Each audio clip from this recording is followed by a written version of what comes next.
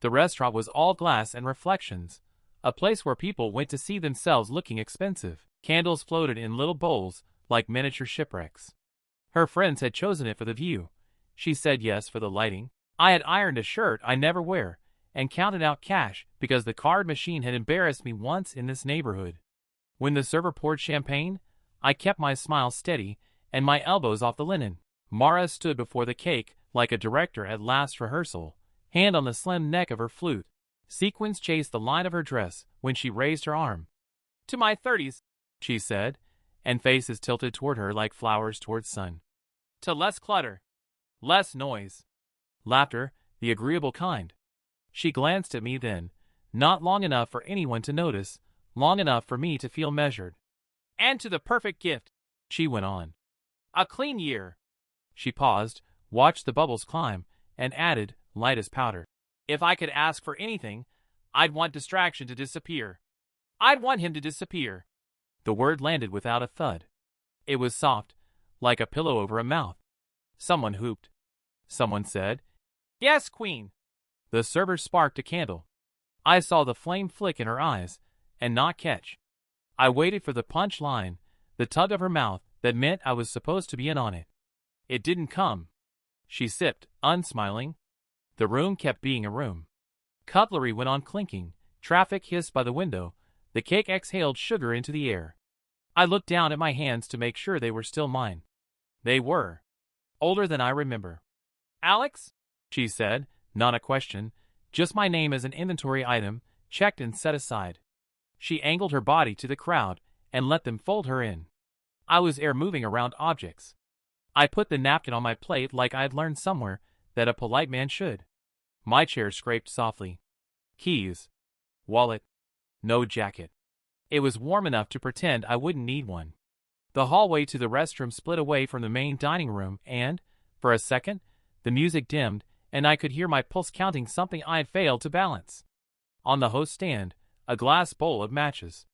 I pocketed a book the way you do when you think you might one day live in a motel again. Outside, the night yawned open. A buzz sighed at the corner. A man in a suit argued softly with a phone as though it were a child. I didn't check if she was watching me go. The city had its own eyes. I walked until the restaurant's glow fell off my shoes, and the air cooled under the overpass. I thought of the plant on our windowsill, the one she said was low maintenance, but still turned its leaves toward whatever light it could get. I had been rotating it every morning without telling her. It kept it alive. The thought embarrassed me, how small and earnest my secret had been. At the corner, I stopped. The phone buzzed once and then again, a ghost tapping the glass. I didn't look. I struck one of the matches and watched it catch, a bright brief thing, hungry and determined, and then I let it burn to my fingertips and die. Then I kept walking, lighter by 2 ounces, and something heavier I couldn't name. The motel blinked like a tired eye at the edge of the freeway. A row of doors painted the color of bandages. I paid in cash, slid under a plexiglass window, signed a fake version of my name that still looked like me, and took a key attached to a chunk of plastic heavy enough to sink in a lake. Room 12 smelled like old rain, and the kind of soap that can't remember its own scent. The carpet had a map of burns. The air conditioner rattled like it was practicing an argument. I set my wallet on the dresser and counted what was left, the way you count breaths when you're trying not to drown. My phone lay face down on the bedspread, pulsing with other people's certainty. I powered it off, and the room exhaled. No hum, no glow. Just the small sounds, pipes, freeway, and ice machine coughing 2 floors down. I sat on the edge of the bed and felt the mattress push back with a patience I haven't earned. It would be easy to stay. Let the night stitch itself around me and pretend disappearance is just inertia with better branding. But leaving isn't leaving if nobody has to notice. So I drove back while the city blinked and changed lanes, a quiet fish, and parked a block from the apartment. The stairwell light was out again. I knew the creak on the 3rd step and stepped over it because habit is its own religion. Inside smelled like her perfume diluted by old coffee. The sink was clean. The plant on the sill had turned itself toward the street lamp like a moth. Our life sat obediently where we told it to sit, shoes under the bench, mail squared on the console, the heavy bowl we dropped keys and echoing with the shape of what wasn't there. I found a sticky note that had lost its adhesive, and a pen that wrote thin, bruised lines. Wish granted. 2 words without address, a receipt for something I couldn't return. I set it on the counter where morning always begins, near the kettle, the sugar tin, the place she touches first. I didn't straighten it. I wanted it to look like what it was, a choice set down by a shaky hand. On my way out I touched the doorframe the way athletes tap some lucky sign.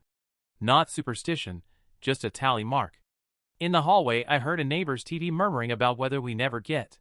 I locked the door and listened to the bolt answer. Back at the motel, the keys scraped and the room accepted me like a stray. I took a shower that started cold and stayed sincere about it.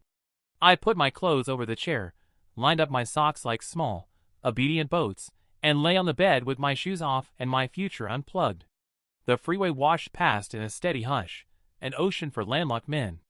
I stared at the ceiling and waited for regret to kick down the door. It didn't. What arrived instead was quiet, big as a field, patient as dawn. I let it sit beside me until sleep finally came and turned off the light. Dawn makes everything look honest. The hallway windows were pale squares, and the city hadn't remembered its noise yet. I let myself in with the spare key from the gutter, same place I always swore I'd move it from, and the lock turned with that small throat-clearing sound it makes when it hasn't spoken all night.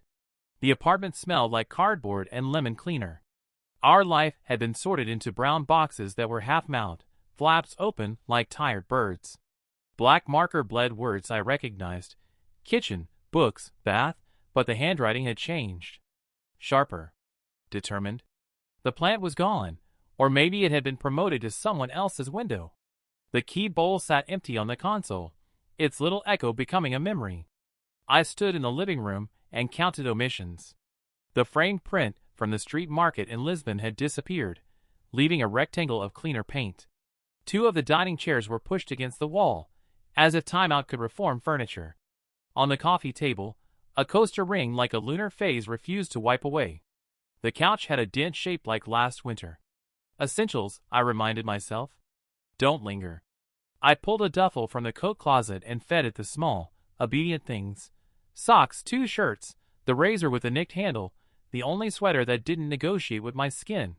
The bathroom cupboard had been thinned with military efficiency. The perfume wasn't there to glare at my deodorant anymore. I took the first aid kit because it felt like a kind of foresight. In the bedroom, her side of the closet was skeletal. Hangers hooked air. A couple of my shirts were missing too, the one she liked because they made me look like I had made an effort. The bed was stripped to its nervous system, the mattress ticking like it had a secret. I opened the nightstand and found a stray earring back, a penny, and the fortune from a cookie that had promised. Exciting changes ahead. I left them the way archaeologists leave bones. When I bent to pull the duffel from under the couch, my knuckles brushed paper. Not the felt-tip scrape of lost junk mail. Something heavier, definite. An envelope wedged against the frame, where the vacuum never reaches.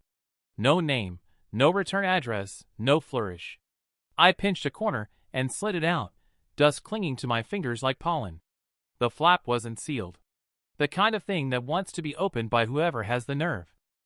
I stood and let the morning crawl over the room.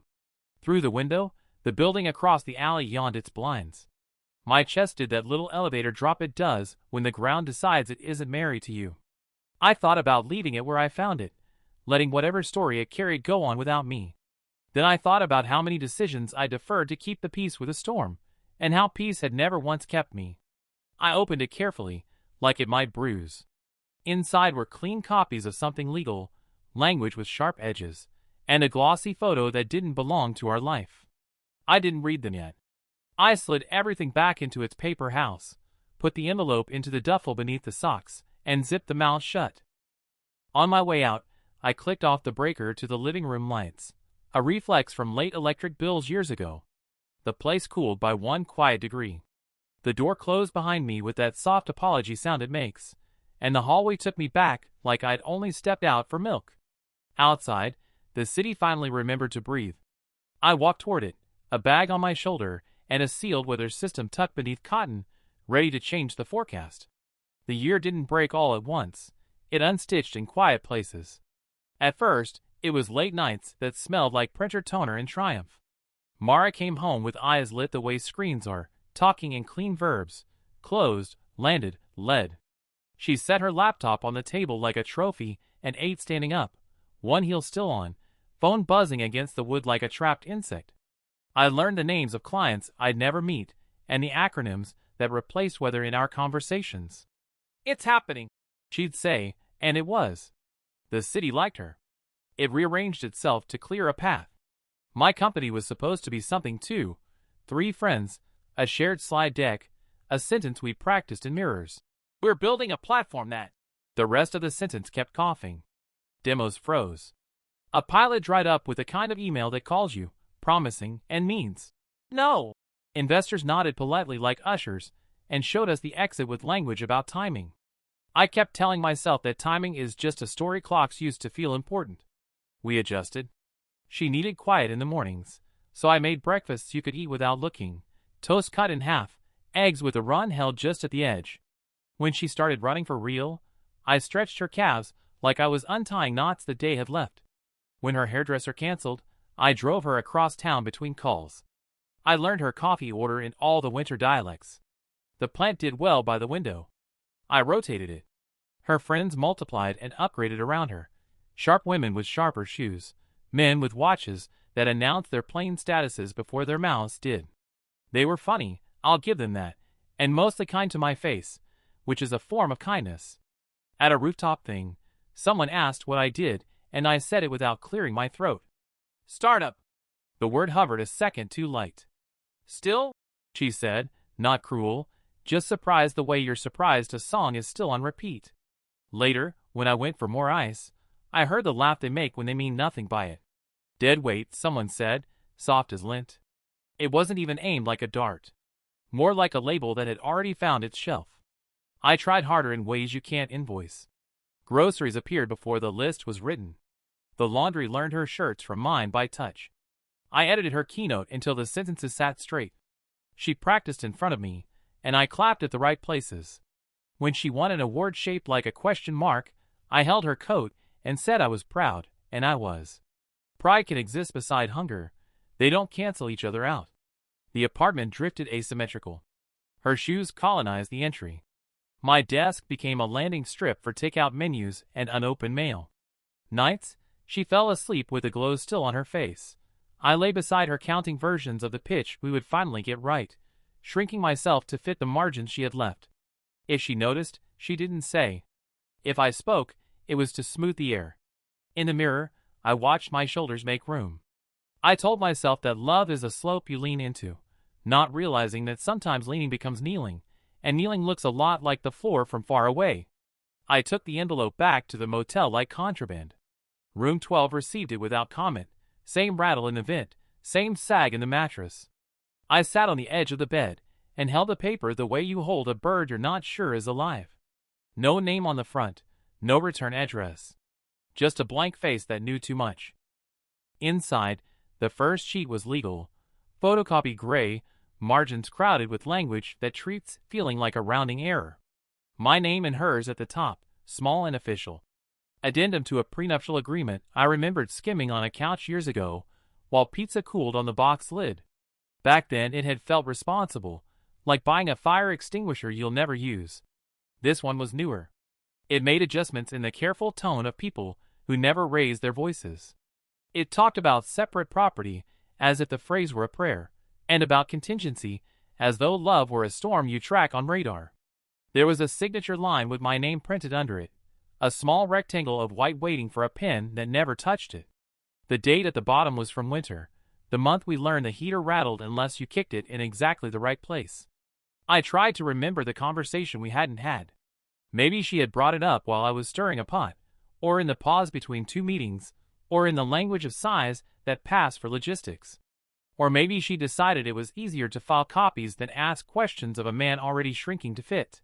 Behind it was the photograph. Glossy, careful, the kind that understands angles. Mara on a patio I didn't recognize, wearing a dress I did. Sun on her shoulders, glass in her hand, that smile she keeps for rooms she plans to win. An unfamiliar man leaned close enough for the air to know his cologne. Dark jacket, teeth like decisions. His hand hovered near her chair, not touching, the way you don't touch an art piece while claiming it with your eyes. On the back, in neat ink, a date from last month. 2 days before we argued about a charger and called it communication. I set the photo next to the addendum and looked at both as if they were 2 corners of a map that refused to meet. The ache wasn't cinematic. It was ordinary and thorough, like a bruise finding its full color. I wasn't jealous so much as replaced by a document, by a posture, by a narrative I hadn't been invited to edit. The man could be anyone.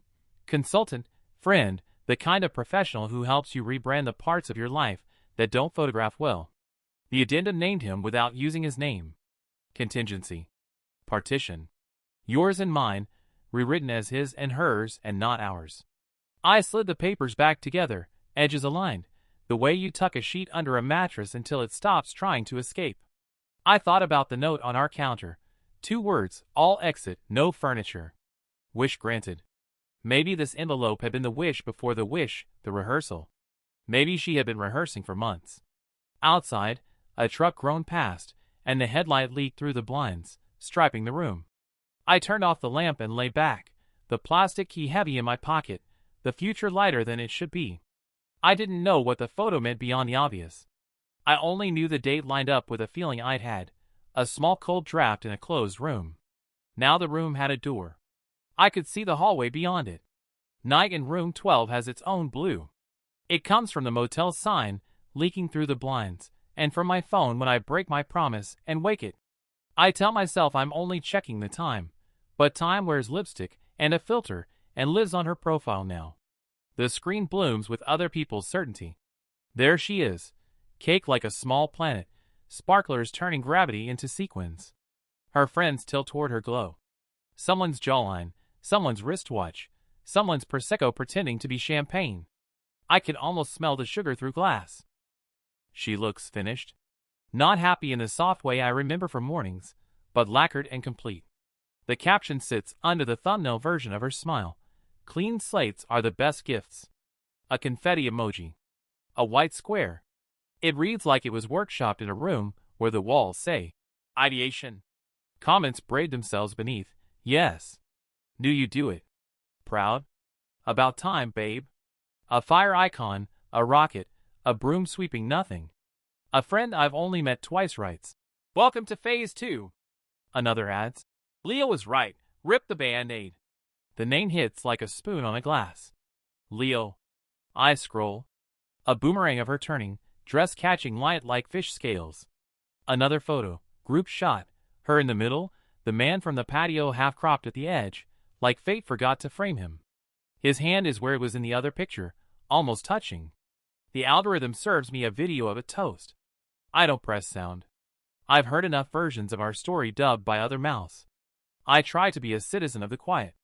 The air conditioner argues with itself. Somewhere a truck backs up and apologizes and beeps. The phone warms my hand like a small, disloyal animal. I tap through stories. Polaroids spilling on a marble bar.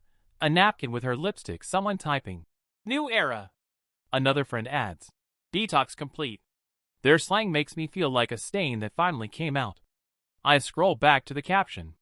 Clean slates are the best gifts.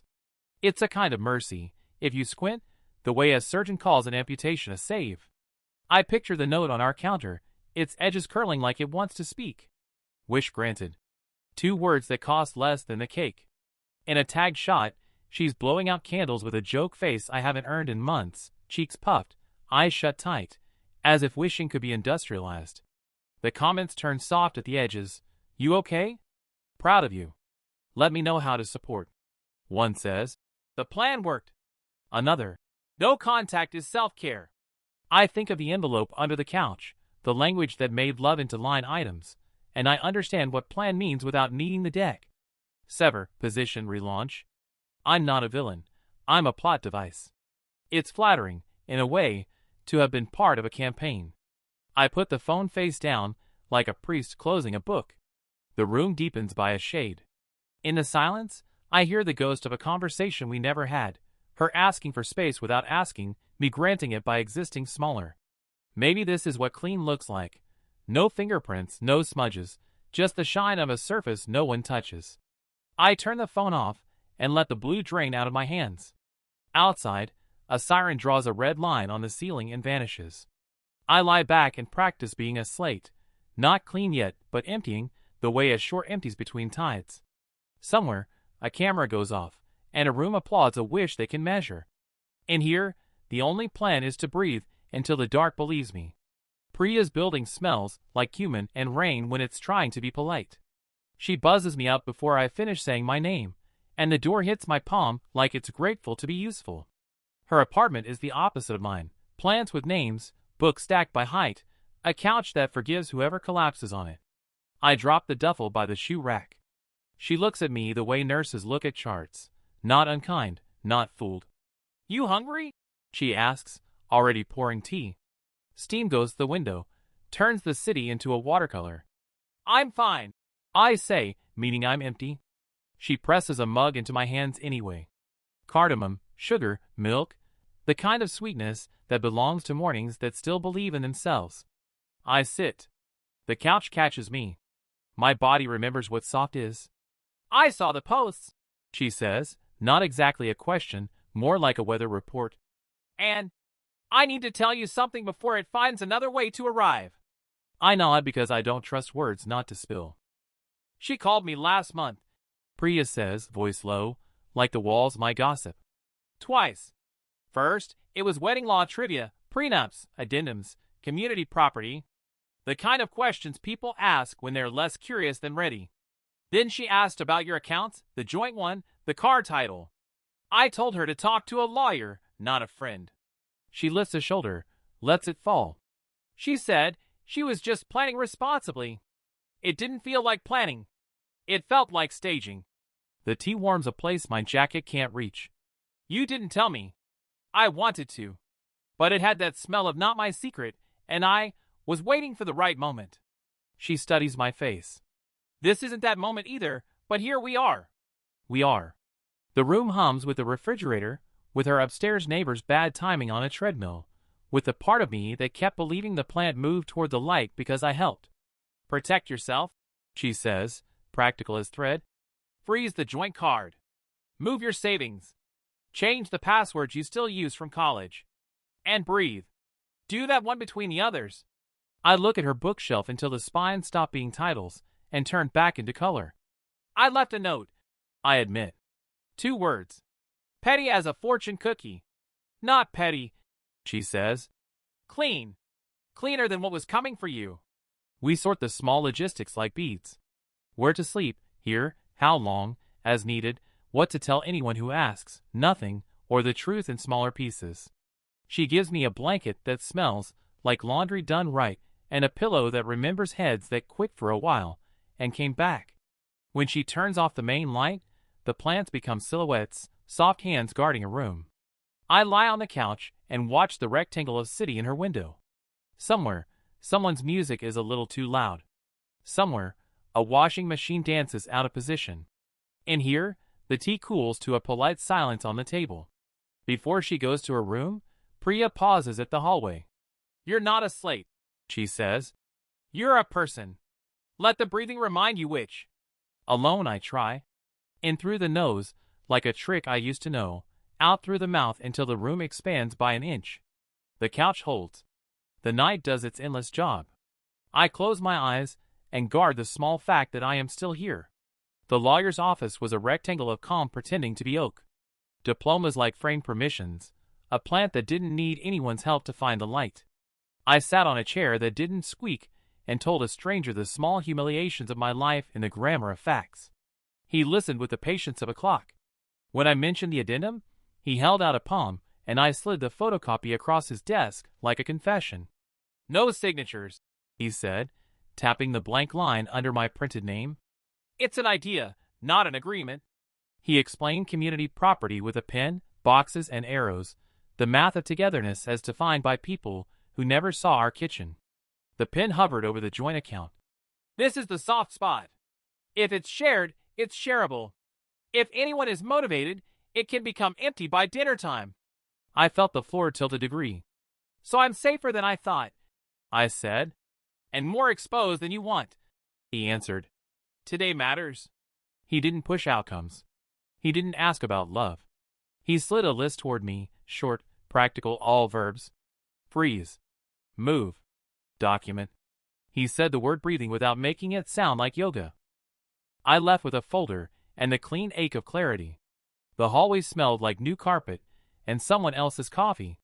In the elevator, my reflection looked like a man who'd borrowed a face for an appointment. Outside, the air had edges. I called the bank on a bench that had learned every kind of bad news.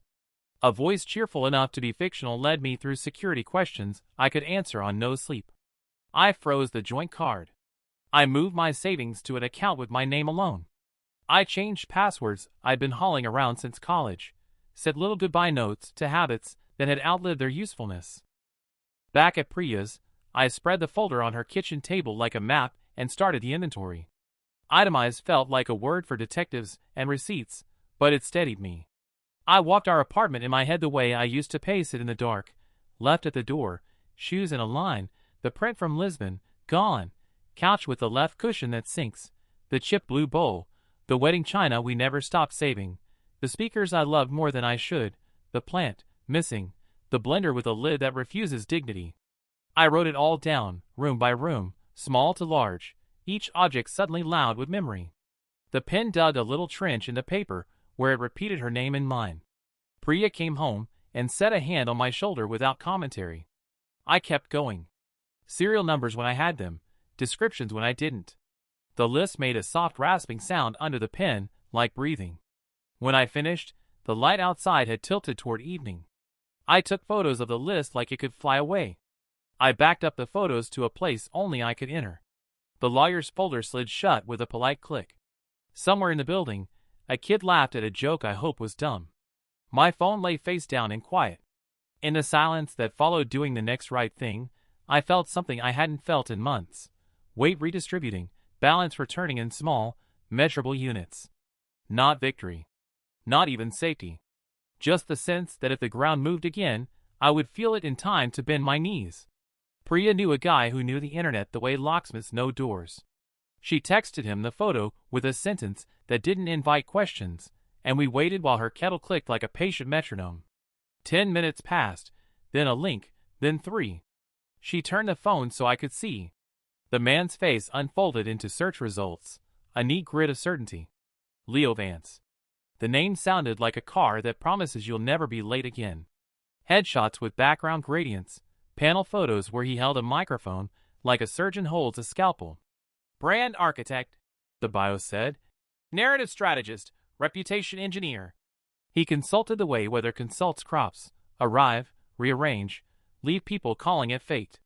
I scrolled through his portfolio. Founders smiling with their chins newly decisive, actresses captioned with words like comeback, executives reborn as mentors in soft sweaters. A podcast clip autocomplete in my head. You don't change a story by arguing with it, he said to a host who laughed on cue. You change it by removing clutter. He smiled like clutter meant carbs. The comments below were a mix of worship and warnings. One thread used the word reboot like it was both surgery and baptism. Another thread said what you do when you can't prove anything but the shape fits. Rumor has it he specializes in cutting ties that don't photograph well. Priya exhaled through her nose. Mara followed him last fall, she said, flicking through the forensic breadcrumbs of likes and tags. A photo of a rooftop workshop. A quote tile about boundaries that looked expensive. A boomerang of him drawing a circle on a whiteboard and erasing everything outside it like erasure were an art. The date matched the one on the back of my print. My stomach registered the coincidence, like a small step off a curb I didn't see. I wanted to hate the man because it's easier to hate nouns than verbs, but what I felt was something more ordinary and undermining. Utility. He did what he said he did. If you hire a storm, you can't be surprised when your landscape changes. Priya set the phone down between us like a small, polite bomb that had already gone off. This doesn't prove anything, she said, because she's kind. But it sketches a shape. The kettle clicked again, as if agreeing. I thought about our year in chapters, and how he would title them. Establish pain. Introduce solution. Remove obstacles. Launch new narrative. The envelope under my socks. Her caption about clean slates. The addendum that turned love into a spreadsheet. Suddenly, even my note on the counter felt like copy. "What now?" I asked, not because I didn't know, but because saying it makes a plan choose a skeleton. "Nothing dramatic," Priya said. "Keep doing the boring brave things. Document. Don't engage online. Let professionals handle the parts with Latin. And breathe." I nodded, the movement small enough not to spook the room. I saved a screenshot of his face and filed it next to serial numbers and receipts. It felt petty and practical at the same time, like labeling a box misc and knowing exactly what's inside. Night pressed its forehead to the window. Somewhere, Leo was probably telling a room that stories are houses, and sometimes you have to move. I stood, feeling how much a person can weigh without changing the scale, and told myself I wasn't moving. I was learning the address of the ground. The city is easier to cross when you're nobody. I learned the bus lines that don't ask questions after midnight, the ones that carry cooks and cleaners, and people who've decided to move without telling anyone. I took temp gigs that came with lanyards and fluorescent light, inventory at a warehouse that smelled like warm plastic, stuffing envelopes for a campaign that promised change at bulk mail rates, a day loading event chairs into a truck while the skyline practiced its angles. Cash at the end of the shift is the closest thing to applause some jobs give you. I ate where the menu wipes clean, diners with chrome edges and coffee that tastes like perseverance. The late-night waitress called everyone honey with an accent that could sand wood. She never asked where I'd been, only if I wanted more toast. At 2 a.m., the booths are churches. People talk to the laminate because it reflects enough of a face to make confession feel honest. I listened to a man plan a comeback no one had hired him for. I watched a woman teach herself kindness with a croissant. I learned how many kinds of quiet there are. I rented a room by the week in a building that used to be optimistic about the future. The hallway carpet had patterns that hid sins, and the walls were thin enough to make neighbors into weather. My window faced a brick wall that kept its secrets. I like the predictability of bricks. They do their job or they fall. No speeches in between. Work dulled the parts of me that like to catastrophize. The rest I managed with routine. Walk, been filled with the sound of the road unfurling. A kid in the back snored like a tiny motorboat. I leaned my head against the glass and felt the city pass through my skull as vibration. The reflection looking back at me was a man who had stopped asking to be seen and started watching instead. I didn't feel erased. I felt penciled in, lines light enough to change. At dawn, the diner's neon went from important to silly.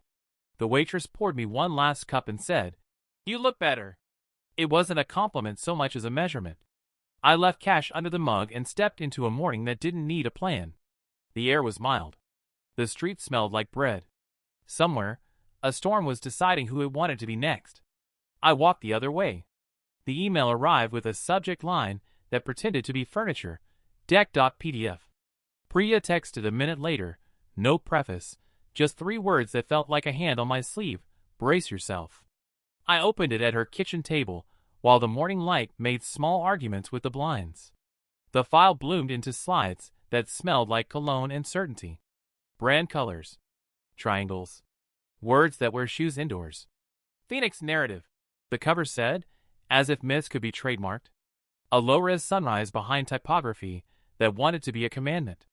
I clicked. The next slide knew my life. It had chapters like a kid's book about fires that are good for forests. Establish the ashes. Identify the oxygen. Ignite the arc. A case study followed, names redacted in a polite gray I recognized anyway. The examples had that clean, eerie feel of stories disinfected for public consumption. Then a slide that stopped trying to be abstract and started being my kitchen. Photos I knew too well, cropped into circles. Mara in a blaze. R, laughing with a mouth that belongs to a microphone. Her apartment rearranged to look like a lifestyle instead of a place to sleep. A table set for one with a caption about focus. On the right, a stack of steps. Chapter 1 wore a crown. It told you to sever the unsupportive partner. It recommended phrases for statements that sound compassionate while exiting through the trapdoor. It proposed a timeline that matched the rhythm of our last 30 days. It used my first initial the way weather uses. Chance of. At the bottom, a dot. A single dark dot with a note tucked beside it like a blade. The unsupportive partner must be removed from frame. language that makes people into props and then edits them out. There was another directive about controlling the narrative through silence, a suggestion to let ambiguity perform the cruelty, and a row of sample captions, including one about clean slates that I had already memorized from her feed. The date on the slide footer matched the one on the back of the photograph I kept under socks. Priya hovered in the doorway, not pretending to tidy, not pretending to leave. "A client sent it to a friend who sent it to my boss who, you get the idea," she said. "It's real. Or real enough to wound." I kept reading because stopping would have felt like letting a movie end before the monster appears. There were metrics for redemption, as if growth could be graphed. There were influencer testimonials with teeth as white as fences. There was a line about collateral damage that called it necessary. In the quiet after the last slide, the room made its ordinary sounds. The refrigerator humming, a neighbor's laugh traveling through drywall, Priya's breath deciding between angry and sorry. I felt oddly steady, like a man finally hearing the name of the animal that's been living in his house. It didn't make it smaller, but it made it visible. I closed the laptop, and it became just aluminum again. "So I'm a step," I said. "You're a whole paragraph," she corrected, which was somehow worse and better. We stood there while the morning chose its temperature. The deck didn't change the facts. It didn't invent the weather. It just wrote the forecast in a font that sells. I put water on for tea and watched the gas flame take the kettle in its mouth. When the whistle came, it was almost a relief to hear something declare itself without spin. We picked a cafe that belongs to no one. Neutral wood, good light, music that makes conversation feel like a decision. I got there early and chose a table by the window where the glass could hold my face if the words didn't. The barista drew a leaf in my coffee like a polite lie. I rehearsed not being clever. Mara arrived with the weather behind her, sunglasses on top of her head like punctuation. She smelled like something expensive that refuses to specify. When she sat, the table got smaller by an inch. No hug. The kind of smile you give a colleague in an elevator. "Thanks for meeting," she said, as if we'd been mediated. "Coffee?" I offered, because rituals steady the hands. "I'm good," she said, meaning she wasn't thirsty. There was a beat where our old habits looked for a place to land and didn't. She folded her hands, and a ring I hadn't seen before caught the light like a small alarm. "I want to be direct," she said, assembling sentences like furniture. "I hired Leo. It was necessary. Brand triage. Things were messy. We needed," she corrected herself. "I needed a clean story." I watched her mouth choose pronouns. "He's good at clean," I said. She flinched, a tiny wind in the face. "You were holding me back, Alex." No venom. Just the kind of certainty that comes after you've had it workshopped. The constant uncertainty. Investors at the house. Your projects. It blurred the lines. This is my moment. Leo's helping me protect it. "So I'm clutter," I said softly, the way you identify a smell you can't unsmell. "I didn't say that. You paid someone else to say it." Her eyes did a quick inventory of the room, like there might be a better version of me at another table. "This is about alignment," she tried. "We outgrew each other. It happens." I traced the rim of the cup and felt heat where I missed it. "Outgrowing isn't the same as pruning," I said. "One keeps the roots." She sighed, theatrical only by accident. "Look, I'm sorry if the rollout felt impersonal. There were deadlines. Media holds. I had to pull the trigger. It felt accurate," I said. "Just not to me." A couple beside us laughed at something the size of a phone screen. The barista set down a plate that ticked against ceramic like a metronome. I remembered the planter I used to turn so it could find the sun and understood the difference between caretaking and bending. "I'm not coming back," I said, before she could circle to whatever ask waited at the end of her script. "Not as a prop, a lesson, a cautionary tale, or an unnamed him in your caption. Not to make you look compassionate. Not to absorb the backlash. Not to tidy your exit." She stared in the way people do when their version hits a wall. "That's not what I know what you meant." I set cash under my cup, a small ceremony of independence. "And I know what you rehearsed." She sat straighter, as if the chair had suddenly applied for a promotion. "You always made things heavier than they needed to be. And you always made things lighter until they floated away. We let the sentences cool between us. Outside, a dog pulled its owner toward a smell it considered urgent. I stood. The leaf in my coffee had collapsed into brown. She touched the edge of the table like it might argue on her behalf. "Take care, Mara," I said, and meant it in the unglamorous way. When I stepped back into the day, the street didn't change to mark my decision. Traffic moved, a bus sighed, a kid dragged a scooter like a stubborn thought. I walked until the cafe's reflection loosened its grip on the glass, and the air felt like mine again. Bad news travels fast when it's dressed as justice. I was on a lunch break counting fries into equal piles, like a kid, when Priya slid her phone across the table. A thread had gone feral, screenshots, audio, a Google Doc full of receipts. Leo's voice on a podcast after hours, bragging too close to a mic about crafting arcs and engineering adversity. The phrase that glued it all together, tragic backstories. Manufacture the bruise, sell the recovery. Clients nodded along in photos, like accomplices after the fact. By evening the sponsors moved, like a tide going out. Pausing activations. Reevaluating partnerships. A spreadsheet could have cried. Mara's feed turned from lacquer to matte in a day. Comments shed their compliments and started demanding backbone. Her team, which had looked like a single organism when it was eating, split into parts. A publicist posted something about integrity that was really about distance. A junior manager liked 2 tweets she shouldn't have. The brand deck that had made everything neat became evidence. Clean slates are only admirable if you can prove you didn't steal the eraser. My phone rang late. Her name again, still the same letters. I let it buzz to voicemail and then listened because curiosity is a muscle that never fully atrophies. "Alex," she said, voice smaller than rooms I've known her to fill. "I'm not calling about money. Things are messy. Sponsors are pulling. The team is panicking. I need perspective. I need advice." I sat with the word advice like it was an animal deciding whether to bite. Months ago, I would have sprinted toward the fire with a wet towel and a plan. Now I pictured the deck's chapter 1 and my name as punctuation at the bottom of a slide and felt the distance I'd earned. I called back after the dishwasher clicked into its rinse cycle. She answered on the first ring, as if she'd been holding her breath. "Talk," I said, not unkind. She exhaled. Then the facts, in the order people recite when they're trying to convince themselves they're still in the story. Brands paused, a launch delayed, a headline with her photo pasted beside Leo's like bad twins. "I didn't know she started and stopped. "Maybe I didn't want to know." "Probably both," I said. The room around me felt honest, cheap table, humming fridge, a plant that didn't need rotating. "What do you want to do?" "Tell the truth," she said, like a person trying on a coat that might not be her color. "But what truth?" "The small kind," I said. "The kind you can prove. You hired him. You believed in shortcuts because they're sold as efficiency.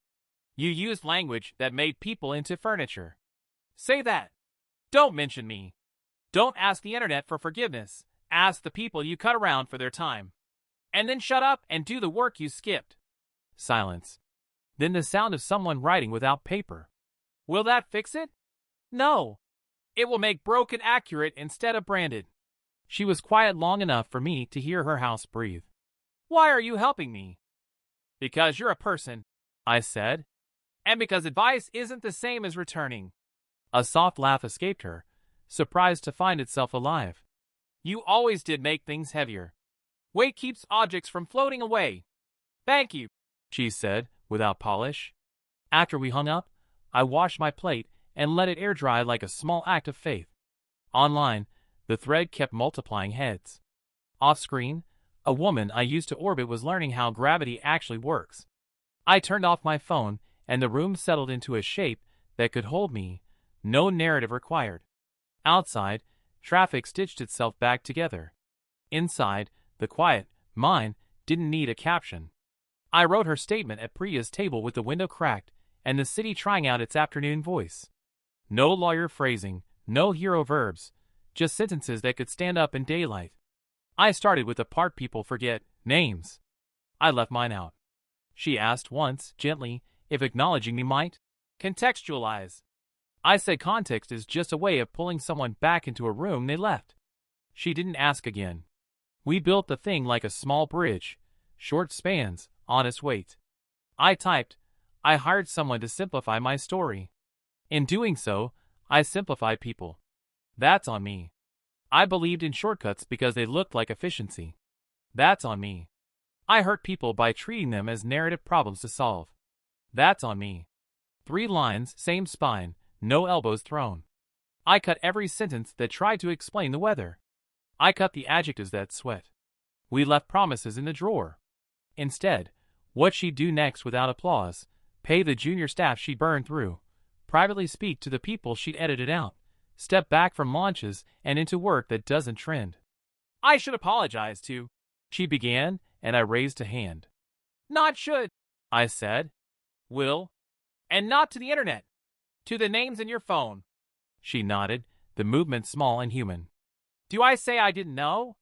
You say you know now. We ran it through once more with the sound off, watching the shape of it. It looked like a hand open, not a fist or a flourish. She sent it to her publicist. The reply came back with confetti and surgical notes. Stronger language here, they suggested. Add an arc. I deleted the edits and sent the original back with a line I never imagined I'd write on her behalf. No arc. Just accountability. While we waited for the post to hit, we made a second list that nobody would see. People to call. Meetings to show up to. Checks to write without press releases. She asked for a script. I told her to take notes instead. You sound like a therapist, she said, half a smile, half a flinch. I sound like someone who counted chairs in empty rooms, I said. Boundaries, Mara. They're not fences you nail in once and forget. They're living things. You feed them, they hold. What are yours? She asked and meant it. I won't be named, I said. Not as inspiration, not as casualty. I won't be quoted, tagged, hinted at, or folded into a paragraph shaped like gratitude. If people ask where I am, the answer is, not in the story. She looked at me the way you look at a landmark from a different angle and realize it's bigger than you thought. Okay. The statement went up in the evening, when the sky pretends to be calm. Comments arrived like weather, some rain, some hail, a patch of clear. She didn't engage. That was part of the math. Instead, she started on the list with her phone pressed to her ear, head bowed like prayer, but busier. I walked home with the draft still warm in my pocket, a copy folded small beside receipts and a bus pass. It wasn't forgiveness. It wasn't return. It was a line on the ground that moved with me when I moved, a boundary breathing at my shoulder like a quiet animal that had finally learned my name. The new apartment is shaped like a sentence that stops where it should. 1 room pretends to be 3. Kitchen that forgives my cooking, desk by the window with a view of a brick that keeps its promises, bed that remembers the difference between sleep and collapse. I pay the rent on the 1st, not the 5th. I know the names of my neighbors' dogs, and none of their opinions. The plant by the sill has grown cocky. It turns toward the light without my help. Work happens in clean blocks now. Mornings belong to words for other people, case studies with spines, site copy that tells the truth without looking bored. Afternoons, the little invoices march out like polite soldiers and come back with money. I've learned to charge for the part where I think. It still surprises me that thinking pays. Saturday at 9, there's a run on cracked asphalt behind the rec center. We play to 11 by 1s, win by 2. Someone brings a speaker that only knows 3 songs. I'm a median defender with a reliable corner jumper. And that is somehow enough to make me feel like a person. On the day the leaves start lying about the weather, my phone buzzes with a number I still know by muscle. I'm at the laundromat counting coins into the machine's little mouth. The text is short enough to memorize by accident. I'm sorry. Thank you for leaving. 2 sentences, no punctuation beyond the period they share. I sit on the plastic chair that no one ever chooses first and watch my clothes turn circles. The hum settles into my bones like a bass line. The machine adds soap at the right time without advice. I read the message again. The words carry no perfume, no deck, no caption that will be workshopped by a committee. They arrive like weather that has finally looked up from its script and noticed the ground. I think of the night a year ago when a match burned to my fingertips outside a restaurant that wanted to be a mirror.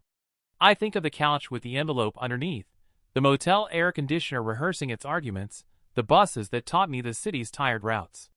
I think of Priya's tea and the way advice can be a life raft when you stop trying to wear it like a cape. I think of the pickup game last week, the way a pass can arrive exactly where you're not yet and make you faster just to deserve it. I don't text back. Not because I'm cruel. Because the message did its work by being sent, and because gratitude and apology are seeds you plant in the cinder soil. My part is to let them grow or not grow on their side of the fence. Boundaries are still alive in here. I feed them, and they hold. The dryer door claps open. I fold shirts into quarters, like quiet victories, pair socks into small reconciliations. Outside, the sky does the gold trick it knows in October. On my walk home, I cut through the park. Kids invent rules for a game that can only exist today. A dog decides grass is serious business. I pass the rec center and feel my lungs do their satisfied ache, last week's run still living somewhere under the ribs. At my desk, invoices sent, coffee cooling itself into reason, I open a blank document and start a job that is due Monday. The cursor blinks without judgment. I save twice out of habit. When the light finally slips off the bricks, I turn on the lamp, and the room becomes exactly the size of my life. Small, accurate, good. We pick the park because it doesn't take sides. Late afternoon, the lake doing its best mirror impression, geese stitching the surface with their lowercase cursive. I got there first and took the end of a bench so she'd have options.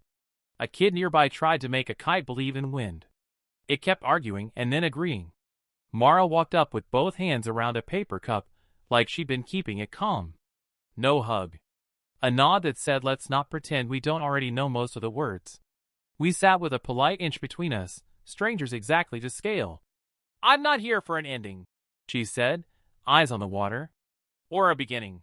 Good, I said. I didn't bring scissors or a ribbon. She breathed out through her nose, the sound of a laugh that forgot its shoes. I kept asking for less noise, she said. But what I meant was fewer mirrors. I couldn't stand seeing the parts of me that weren't performing. She touched the lid of her cup, the slightest tap. You made room for my storms, and I called the shelter a cage. I called it love, I said. But it was also hiding. Easier to fix your forecast than admit I'd built a life around waiting for good weather. If I was necessary, I didn't have to be brave. We watched a dog pull an owner toward everything urgent. Lise applauded nothing in particular. I used you like an alibi, she said. If I failed, it was because you were holding me back. If I succeeded, I'd outgrown you. It made all the math simple. I used you as a reason, I said. Not to try the version of work that might have told me I wasn't as special as I hoped. Your orbit was a tidy excuse for my unstarted. The kite found a seam of wind and lifted, surprised by its own compliance. The kid let out a sound that made strangers look up and agree, yes, fine, today can stay. I'm sorry, she said, like a coin placed where it belongs. For the public part. For hiring a man to make my private grief photogenic. For writing around you and then calling it clarity. I'm sorry, I said. For shrinking until resentment could wear my clothes. For not choosing a future and then blaming you for filling it. We let the quiet sort our statements. No one rushed the dustpan. I'm not asking to resume, she said. I don't even know who I'd be in that. I'm not offering, I said, not unkind. I like the size of my life now. It fits. She nodded, not wounded, more like a person noting the temperature and choosing a jacket. Thank you for leaving, she said. That message wasn't elegant, but it was true. It landed, I said. Truth doesn't need choreography. She stood first. Take care, Alex. You too, Mara. She walked one way, I walked the other, and the bench didn't claim either of us. At the path's fork I looked back once. She didn't. It felt right, like a period put exactly where the sentence asked for one. The kite climbed another foot. I kept moving, pockets empty, shoulders even, the day making room ahead without needing my help. The city was doing its soft neon prayer, laundromats humming benedictions, bodegas stacking oranges like tiny suns. I cut down the long block with a cracked sidewalk I always forget to step around. A bus sighed and shouldered past, windows full of tired profiles inventing tomorrows. Above me, fire escapes stitched shadows across brick like black lace pretending to be practical. The air smelled faintly of rain that hadn't committed yet. My feet knew the route without consulting me. Past the barber shop that only plays Old Soul. Past the diner where the waitress calls everyone honey and means it equally. Past the tailor, who still keeps a chalk nub in his pocket like hope. I wasn't invisible, I was ordinary. There's a difference. Invisible is absence. Ordinary is belonging. I thought about gifts, the ones wrapped in ribbon, the ones you don't notice until they put a hand on your shoulder and say your name without raising their voice. A year ago, I mistook leaving for vanishing, like the magic trick where the coin disappears and everyone claps. But the coin never ceases. It moves somewhere useful. Refocusing is the sleight of hand we do for ourselves. I passed the rec center courts. A kid shot alone under the lights, rebound thudding with the forgiving rhythm of rubber and hope. He counted out loud, unashamed, promising 11 to nobody. I lifted a palm as I went by. He nodded like we were both members of a club that keeps the door unlocked. At the corner, my phone buzzed once. A small, eager animal in my pocket. Reflex said reach. I didn't. I stopped beneath a street lamp and watched a moth campaign for public office against the glowing bulb. Then I pulled the phone out, let the lock screen show me a handful of icons dressed as urgency, and pressed the button until the world went black. The city got quieter by exactly the amount the device had been shouting. I slid it back into my pocket like a stone I'd finally decided to carry instead of throw. The plant in my window would be asleep by now, leaves folded like careful hands. At home the sink would be empty, the bed squared, the desk waiting without judgment. My life fits in these rooms, but it doesn't hide there. It comes with me, on buses, in checkout lines, under lights that make strangers look like cousins. I didn't subtract myself from anyone else's stories so much as add myself back to mine. A breeze moved through the trees, and the leaves applauded nothing in particular. I walked. Each step felt counted but not owed. Somewhere behind me a siren drew a quick red underline through a sentence and moved on. Somewhere ahead, someone laughed the kind of laugh that forgives a day. My keys were warm in my palm by the time my building showed up the way it always does, unconcerned with arcs, unconcerned with narrative, happy to be a door that opens when asked. Inside, I wouldn't check for messages. I'd rinse a glass, fold a shirt, set tomorrow where I could see it. The real gift turned out not to be my disappearance from her life, but my reappearance in my own. I kept walking, not toward an ending, just further in.